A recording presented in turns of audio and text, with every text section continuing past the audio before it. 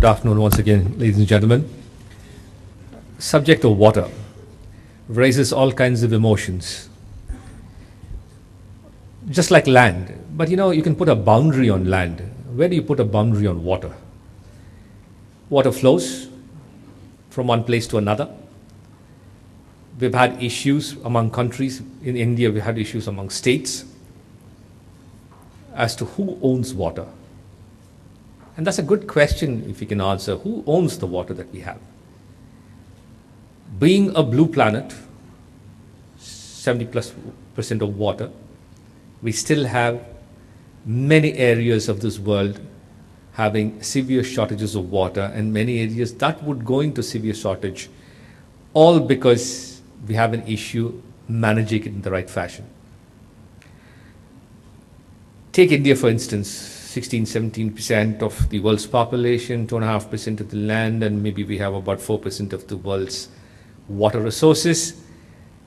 Unfortunately, not that we are short of water at this point of time, but we seem to be profligate in our use in certain areas. We don't seem to be concerned with the quality of water, and we are constantly polluting it, ensuring that the next generations that come may not have enough clean water for their purposes. At one point of time, 80% was used by agriculture and about 8–9% for human consumption and by industry. But now I understand 89% is used for agriculture, and the industrial use has come down to 4% of the water that is being used in India. The fact that industry is aware and is doing something about it and is reducing its quantum of water by recycling is quite heartening. But nothing in this country will work if we do not address the problem of more crop per drop, as somebody coined it, in the agricultural area. With 89% of the consumption, even a 10% improvement in efficiency, which is quite possible, will feed the entire country with enough water. Yes, there are other issues.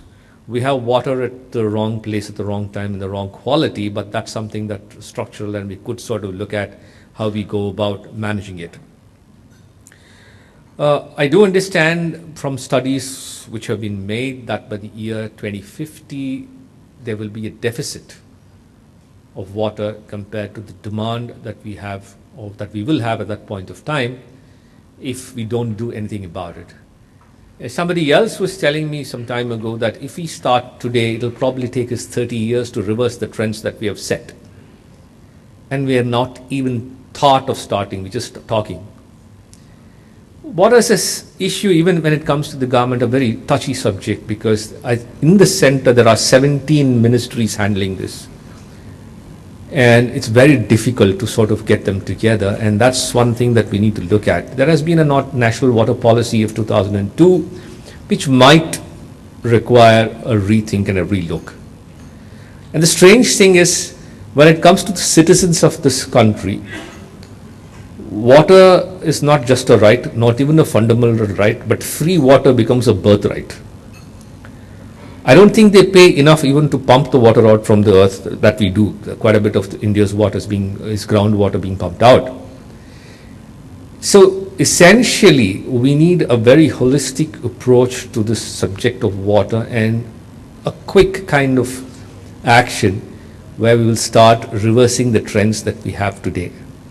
We have with us 4 eminent people who are experts in their own area.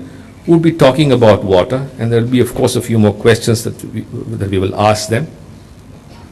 We also want to know how and why we can collaborate as business, as citizens, with the government to see if we can bring in a lot of traction in this area. So I will stop, and I will request Mr. Nicholas Hanley. He's the head of Unit International, Regional and Bilateral Relations, Directorate General for the Environment, European Commission, to start.